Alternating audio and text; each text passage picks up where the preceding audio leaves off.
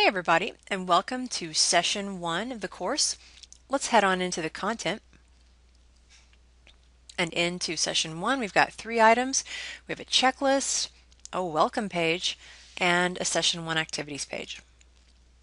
Don't forget to use the checklist to check off those items that are sort of key to successfully getting through the module, through the session activities. I think it'll be helpful to you. And if you see anything about The Tipping Point, a book called The Tipping Point, you can ignore it.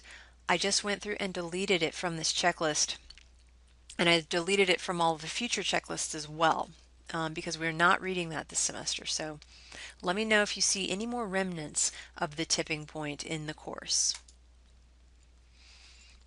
All right. So I like to always say go check out the course plan, which keeps you, informed of the big picture of what we're doing when. So we're in session 1. It's a 2-week session from January 18th to January 31st.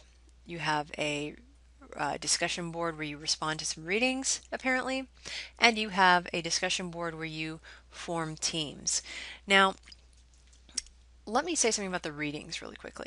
These readings are really important, and they relate to the project that you're going to be doing starting this session. I've given you the instructions for the project, but those readings are super important for that.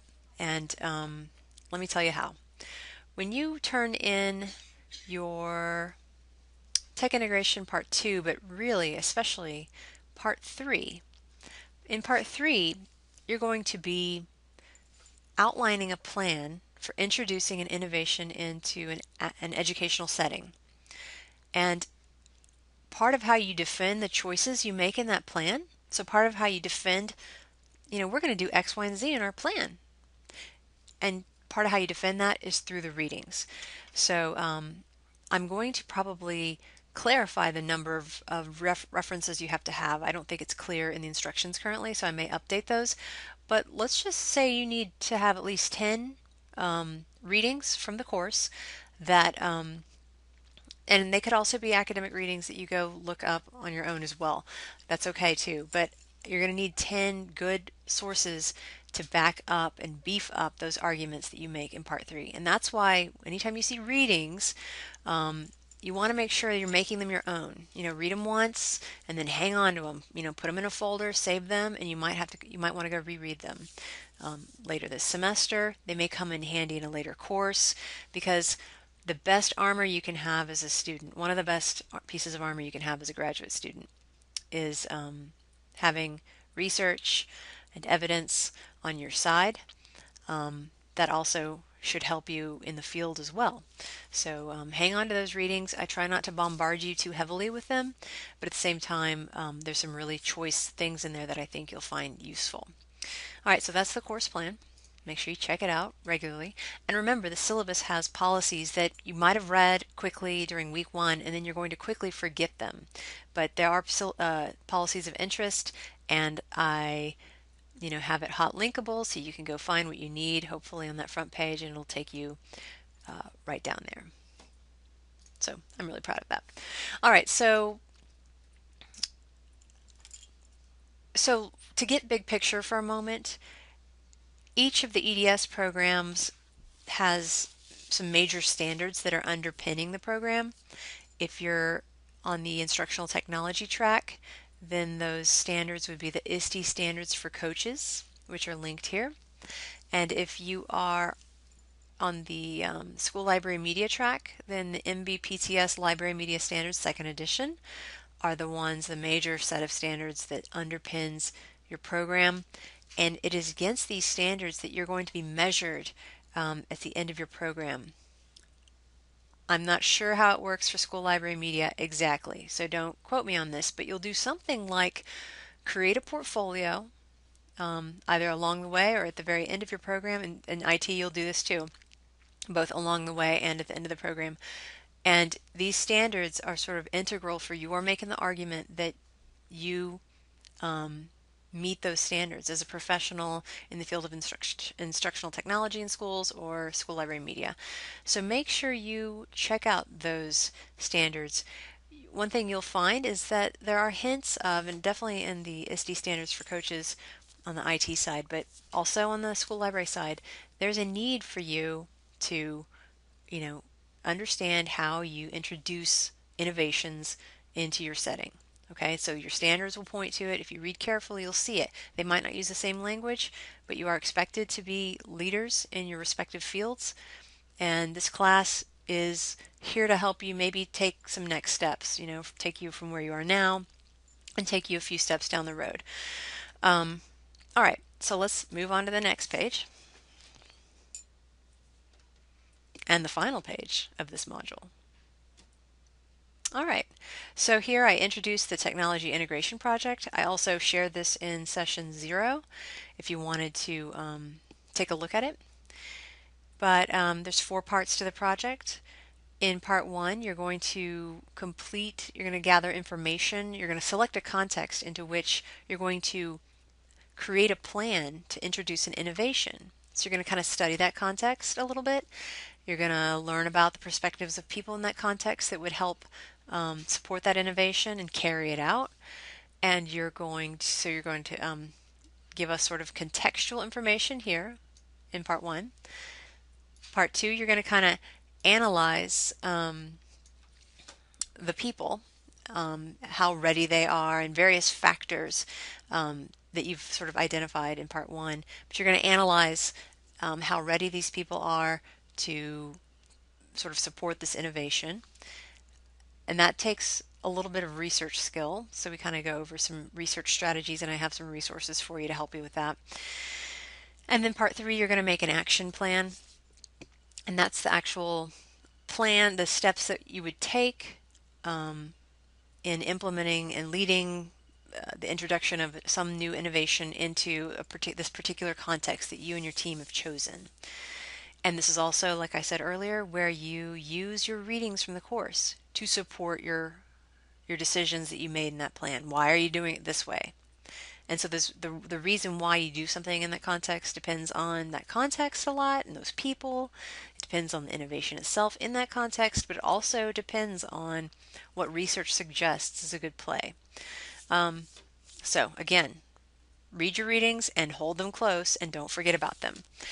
You'll find later in the class, I don't share it with you just yet, but I do have a page where I actually put all of your readings in one spot. So that should help you as well.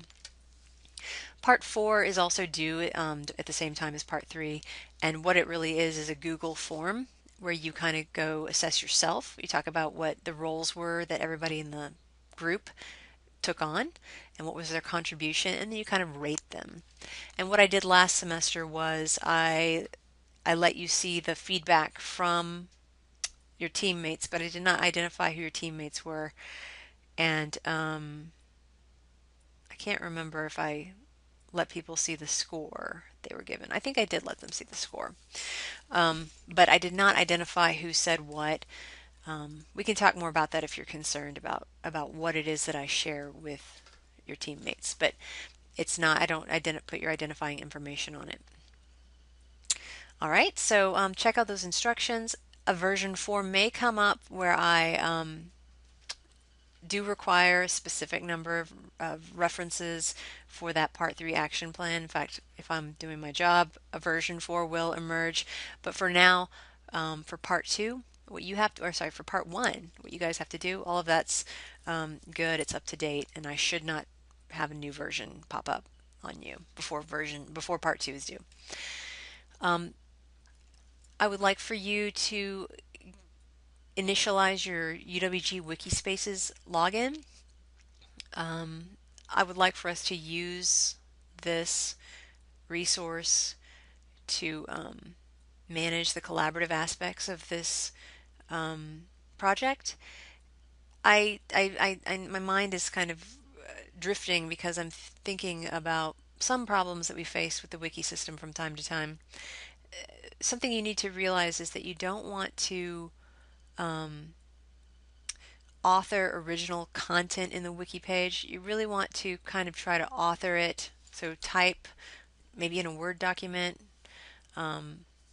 so you have a copy of your text somewhere, and then you can paste it into the wiki. I strongly suggest that because occasionally you'll hit save and it won't save it. So just be aware of that and save frequently when you're working in the wiki system, and hopefully it will work pretty well for us. It worked pretty well last semester. I'm the one that actually suffered. I did numerous commenting on several submissions, and all of the comments were lost, possibly because that particular feature is buggy. All right, so you're going to use this discussion board to begin forming your teams, which I know you've already done. I know there's at least one team of folks or several folks who may not work in K-12 and may not have an interest in exploring diffusions of innovations in that context. So make sure you find the folks that are maybe more interested in higher ed. I know there's at least two that could potentially be more interested in that setting. So, but I think most of you are probably going to want to hang out in K-12. Definitely take a look at the Horizon report. I actually put this in almost all of my classes because it really applies. I don't make you read the whole thing, but you probably should read the whole thing. But take a look at it because it kind of shows you what technologies are predicted to emerge in the short, mid, and long terms, and that can be helpful when you're like, okay, what innovation can we study? What innovation could we possibly introduce that this school hasn't seen already? Well, guess what? There's a number of innovations that are predicted to be coming into schools in the near future. Check those out. Is your school ready for that? One comment about this project, you are not actually going to implement this action plan. You can kind of think of this as a really long and involved activity where you are almost going to implement it, but you're not. You're going to do all that homework that you would do right before you implement. So you do have the opportunity during analysis to interact with stakeholders, actually talk to real people. You are going to do that, but you are not going to, for example, implement podcasting in an elementary school. You might study that school, you might analyze the stakeholders, are they ready to do that? And you might make a plan for doing so, but you're not going to actually do that. Okay? So I hope that clarifies a little bit about the boundaries of the project. But really, in order to learn the boundaries of the project, you want to go read the assignment instructions and let me know what questions you have. I know for me, anytime I get assignment instructions, I really have to read them very slowly in a quiet place a couple of different times. In terms of reading and discussion, we have one discussion board this session one readings based on these articles. I'm trying to think if there's anything I need to say about these. Nope, nope. I particularly love this paradigm change one. I find it sort of mind-blowing and fascinating what Rigaluth proposes we do in school. So I'll be curious to see what you guys think. I'm going to leave it at that for now. I've really made a long video for a quite short module. The module is 2 weeks. If you go look at the course plan, you probably were aware of that, but yeah, it's a 2-week module. And just let me know what you need from me. I'm going to spend the first part of this first week of session 1 going in and getting to know you better through that first discussion. And then I'm going to play catch up and try to chime in on the current discussions as well. All right, guys, thank you so much.